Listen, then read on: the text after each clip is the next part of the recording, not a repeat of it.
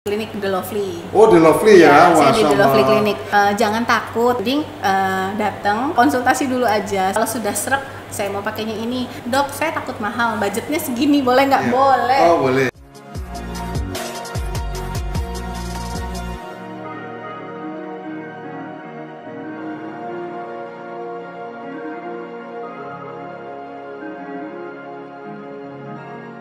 Assalamualaikum warahmatullahi wabarakatuh. Sahabat bahagia, bertemu dengan saya lagi Dr. Edi Subagio di acara apa? Acara obrolan cantik yang sangat keren ini ya. Sahabat bahagia, kita sekarang berada di The Consulate Resto, Jalan Darmo Kali nomor 10. Nah, pada hari ini saya mengundang seorang dokter kecantikan yang sangat luar biasa yang ada di Surabaya. Mari kita langsung sapa dulu ya. Assalamualaikum warahmatullahi wabarakatuh, Dr. Vika. Waalaikumsalam warahmatullahi wabarakatuh. Gimana kabarnya sekarang? Alhamdulillah sehat. Alhamdulillah sehat ya. Jadi dokter kecantikan juga harus selalu sehat. Ditambah lagi bahagia. Iya, ya. bahagia. Oke, jadi selalu sehat dan bahagia itu ya, Iya. Bu Dokter. Gini Bu Dokter, saya kadang-kadang miris nih di lapangan ya. Banyak orang kepingin cantik, tapi tidak tahu bagaimana caranya, sehingga asal pakai produk, tidak konsultasi dokter. Nah, kadang-kadang mereka sendiri juga tidak tahu jenis kulit saya ini apa ya. Mungkin yang kering, yang berminyak, atau yang berlumuran apa kayak gitu ya. Nah, di sini kita akan bahas tentang ada berapa sih sebenarnya jenis-jenis kulit itu yang harus diketahui oleh sahabat bahagia semua. Kita langsung minta penjelasan dari Dr. Vika. Silakan Dr. Vika, ada berapa jenis kulit sebenarnya? Jenis kulit itu kalau dilihat secara garis besar, kita sebutnya ada 4 sih. Oke. biasanya. Jadi kulit normal, kulit kering, kulit berminyak, sama kulit kombinasi. Kombinasi. Betul, kombinasi itu kombinasi antara berminyak dan kering. Ya. Terus ada juga tipikal kulit yang di luar dari itu kita sebutnya kulit sensitif. Jadi dari semua kulit yang tadi saya sebut, kulit normal, kering, berminyak dan kombinasi tadi, bisa terjadi kulit sensitif. Itu akan reaksi suatu bahan atau apapun gitu. Nah, jadi yang perlu diketahui adalah sebelum kita memilih produk, kita harus tahu jenis kulit kita, karena nggak akan sama dong antara kulit kita, kulit saya sama dokter aja nggak sama. Gitu kan? Jadi kita harus milih, tahu juga kita tuh kayak apa kulitnya, gitu. Jadi saya coba jelasin ya. Kalau kulit berminyak, ayo seperti apa penjelasannya? Kulit berminyak itu dia lebih terlihat mengkilap, terus pori-pori cenderung besar. Terus juga komedonya juga jadi lebih mudah terlihat. Nah, sebentar, saya potong ini. Kadang-kadang ada pasien itu ya di lapangan, kok pori-pori saya besar ya, bisa nggak dikecilkan? Nah, mereka kan gitu. Betul. Sebenarnya kalau misalnya mau dibilang ngecilin pori-pori, bisa. Kita lihat dengan treatment atau dengan tindakan dan produk yang kita gunakan, yang bisa membantu untuk mengecilkannya, gitu. Tapi tidak bisa cuma sekali sih. Memang harus continuously atau bertahap, gitu kan. Terus jadi kalau dibilang bisa atau tidak, paling nggak kita bisa meminimalisir tidak terlalu terlihat besar. Akhirnya gitu. Lanjut ya yang tadi ya. Berminyak ya itu ya. Yang berminyak. Terus yang kedua tipe kulit kering. Tipe kulit kering itu kulitnya cenderung pori-porinya malah nggak terlalu kelihatan gitu. Terus pada saat dilihat itu kayak ada garis-garis halus atau bahkan terlihat kayak bersisik. Itu tuh tipe kulit kering dan dia kecenderungan kalau diraba ya kasar. Gitu karena bersisik tadi. Terus ada tipe kulit normal ya. Kalau normal ini ya bagus. Jadi kelembapannya cukup, kadar minyaknya juga cukup, pori-porinya juga bagus gitu. Jadi nggak terlihat besar, nggak terlihat kecil juga. Yang sedang-sedang saja ya. Sedang-sedang aja. Kalau yang dilihat orang itu yang glowing, bukan berminyak, mengkilap. Glowing itu bukan mengkilapnya minyak, tapi apa ya namanya, mengkilapnya itu glowing. Kalau diraba itu tidak minyakan banget, itu yang kulit normal. Nah, terus yang terakhir kulit kombinasi. Kombinasi itu kecenderungan antara kulit berminyak sama kering dikombinasikan itu. Yang berminyaknya itu area T. Gitu. Beda dahi, ya, dokter ya. T ini berminyak ya. Ya, dahi, hidung, dagu itu yang berminyak, sisi yang lainnya biasanya kering. Itu yang kombinasi. Gitu.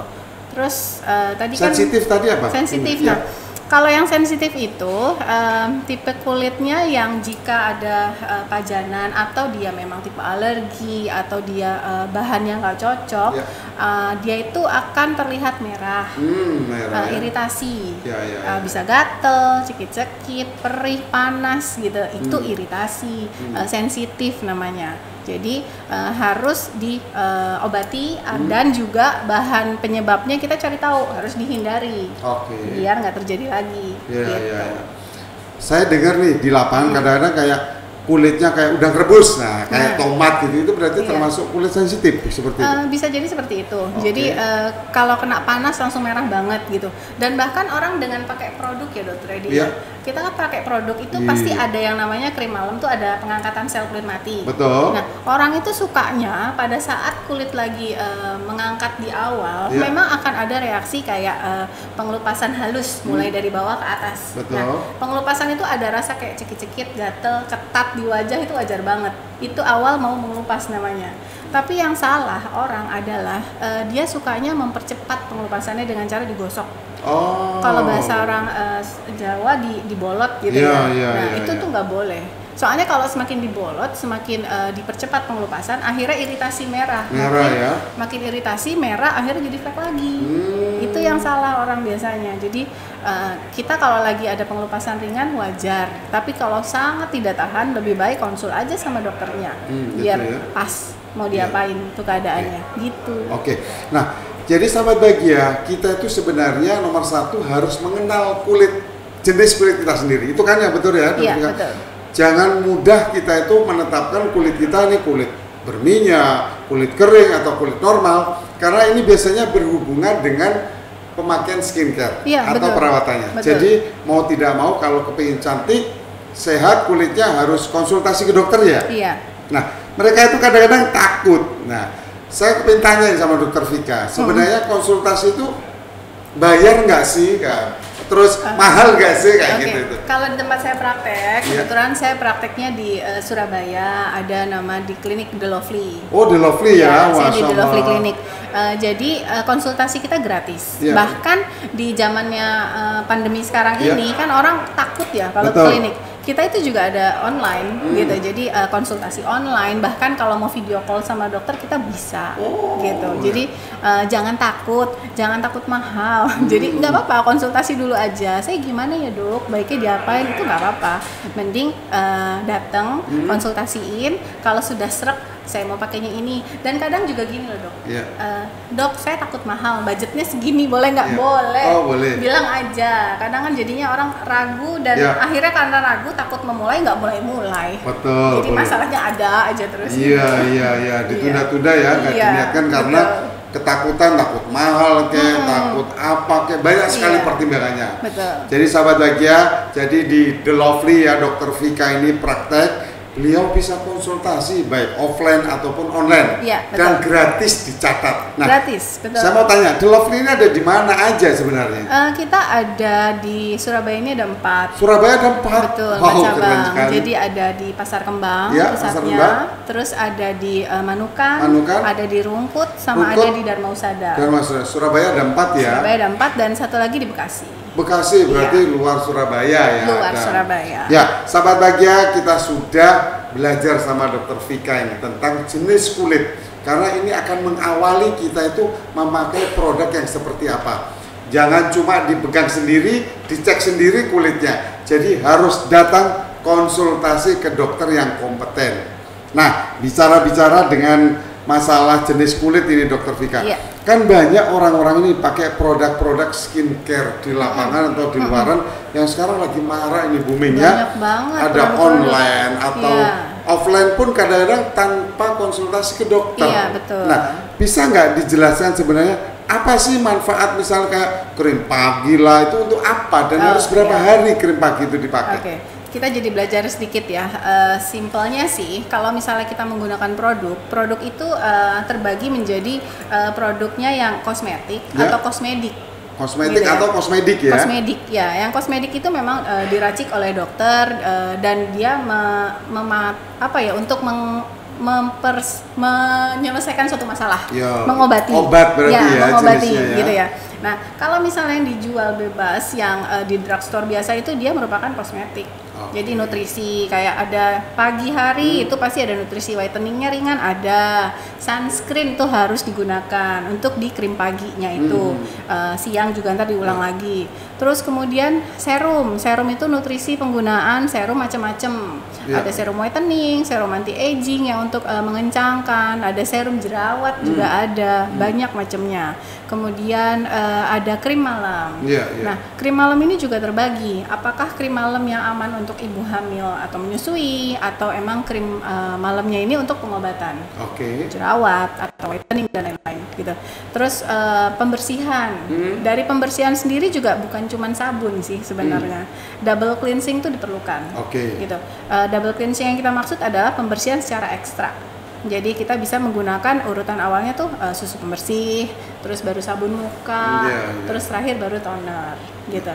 Cuman kan ada kadang orang beranggapan toner itu dia pakainya itu harus digosok gitu kan, dieksfoliasi berlebihan atau dipengupas berlebihan. Sedangkan yang benar adalah kita hindari penggosokan pada wajah. Jadi menggunakan toner juga harus benar. Teman-teman itu kalau menggunakan toner itu yang cuman ditap-tap aja, jangan digosok. Ada yang digosok gini ya, biar bersih, biar cepat kadang bersih ya. Kadang merasa biar kulitnya baru dok, kulit bawah lebih putih daripada yang atas gitu. Itu justru salah, itu malah merah, iritasi, akhirnya jadi flek lagi gitu. Terus yang kesukaannya orang sekarang itu kita belanja, shopping ya? Dari klinik A ke klinik B, ini nggak bagus, pindah-pindah gitu. Jadi sepertinya kita yang sudah ketempuhan yang baiklah kita harus ngobatin. Nah tadi bicara untuk krim pagi nih, saya lihat, saya dengar itu ada namanya, ada tabir surya, ada sunscreen, ada sunblock. Sebenarnya itu beda apa sama sih Dokter Vika? Tabir surya, sunscreen itu dia memang kan fungsinya untuk memantulkan sinar matahari, atau ada yang sifat bahannya memang untuk menyerap gitu kan. Tapi inti dari semua itu adalah matahari ada yang tidak langsung masuk ke kulit, karena bahaya juga sinar matahari langsung nembus ke kulit, ada banyak hal-hal penyakit kulit lainnya ya, dokter Edi tahu sendiri kan ya. Jadi dibilang sama atau tidak itu sama. Intinya sama. Cuman bahasanya itu memang tabir surya, sunscreen, orang bilang sunblock kayak gitu. Cuman yang berbeda, yang membedakan adalah SPF-nya. Apa itu SPF ini? Orang sahabat bahagia tuh nggak ngerti nih SPF itu apa sih? Kan suka baca-baca tuh ya, ada SPF 30, 50 gitu, bahkan bisa 70, 90 ya. SPF itu adalah sun protection factor. Jadi seberapa lama kita di kulitnya, seberapa lama kita di matahari bikin kulit kita itu merah. Misalnya katakanlah 10 menit. Kita pakai SPF 30. Ini kalau pakai misalnya metode hitungan. Jadi kalau dengan SPF 30 jadi 4 jam. Kita harus ngulang lagi krimnya, krim siang itu. Karena nggak bisa seharian gitu. Di luar dari krimnya itu apakah hilang karena keringat. Jika si sunscreennya itu tidak tahan air. Jadi ngulang. Banyak sih hal. Jadi kalau semakin tinggi SPF, kita mengulangnya bisa lebih lama. Intinya sih gitu. Bicara SPF ini, sebenarnya ada nggak teori yang menentukan kulit ini SPF sekian, kulit ini SPF sekian, seperti itu, ada nggak? Kalau secara teori yang pernah saya tahu ya dokter Edi jadi semakin tinggi SPF itu kadarnya semakin berminyak, oily-nya agak tinggi. Tapi kalau misalnya cara pembuatan dari suatu bahan, bahan aktif dan bahan kandungan yang lain itu juga bisa kita minimalisir. Jadi saran yang baik adalah rata-rata kita menggunakan SPF 30 tidak apa-apa, kita ulang tiap 4 atau 5 jam, tapi lebih baiknya konsul sama dokternya, karena dari bahan aktifnya yang diperacik oleh si dokter sendiri beda-beda, gitu. Jadi akan aman untuk apakah tipe yang berjerawat atau tidak berjerawat, gitu. Jadi di lapangan itu indikatornya tidak menentukan ya, tipe kulitnya atau jenis kulitnya apa, pakai SPF berapa kayak gitu ya? Tidak menentukan, karena bisa beda-beda dengan kegiatan aktivitas juga, banyak yang keringat. Ada yang begini, banyak nih ditanya, pakai sunblocknya rutin. Ternyata beliau habis mandi pakai sunblock langsung seharian. Apakah itu betul seperti itu? Kurang baik. Oh, kurang baik. Tidak betul. Atau tidak betul? Tidak betul. Oke. Ya. Jadi sebenarnya sebelum kita keluar, kita menggunakan perlindungan itu minimal 15 menit. Atau enggak 30 menit sebelum keluar kita pakai dulu gitu, baru kita keluar. Itu yang pertama. Terus dikatakan seharian gitu.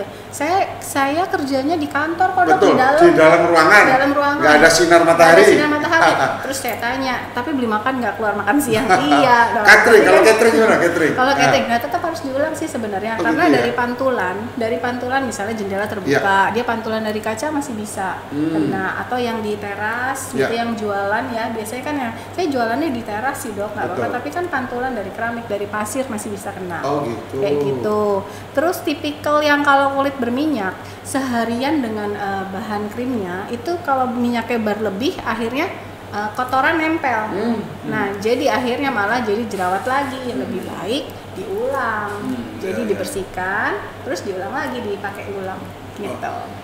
Tapi sekarang di lapangan ini gini Dokter Vika, banyak pengguna ini kepengen instan ya. Jadi pakai 3-2 hari langsung pengen kinclong, kepengen glowing. Nah, menurut Dokter Vika gimana hal-hal seperti ini menyikapinya? Kalau misalnya dibilang yang putih instan itu bisa atau tidak, sebenarnya kalau untuk pengobatan perlu proses sih Dok Reddy. Betul. Jadi kalau yang instan itu bahan aktif yang digunakan itu berbahaya. Jadi yang putih dalam seminggu langsung kelihatan kinclong seminggu. Itu kalau pakai bahan yang medis kita sih nggak ada. Ya Dokter Reddy tahu sendiri kan nggak ada bahan yang bisa langsung instan. Betul. Step by step. Apalagi misalnya tipe flek, melasma memang karena faktor matahari gitu, atau karena faktor pil KB. Itu dia ada yang di dalam kita, di bagian kulit yang dermis namanya, kan epidermis, dermis gitu kan.